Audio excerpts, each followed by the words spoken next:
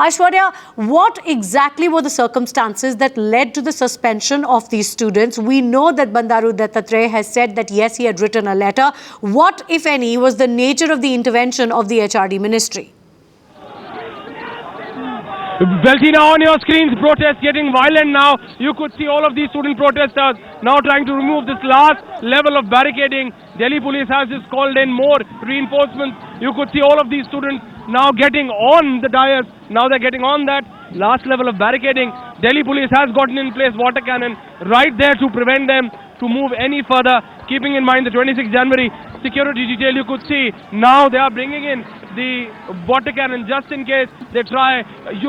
They are trying to break those last level of barricades, which you were just mentioning. Delhi police in a tussle with these student protesters, trying to prevent them to move any further. Section 144 has been in place, and now a tussle going on between the student protesters and Delhi police right here. Senior 2 DCPs and 1 ACP is present right here where we are. Delhi police has made it amply clear that they will not be allowed to move, not even a step ahead.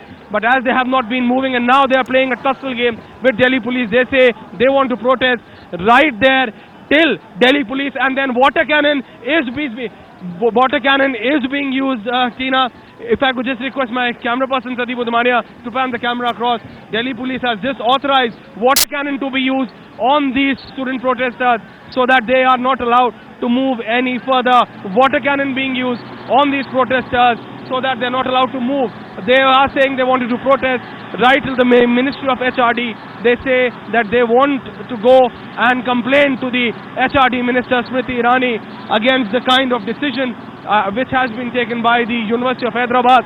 And as we speak, Smriti, water cannon is being used, Tina, by Delhi police, but these student protesters are still fighting. They are still trying to get hold of this barricade so that they can move ahead of this last level of barricading.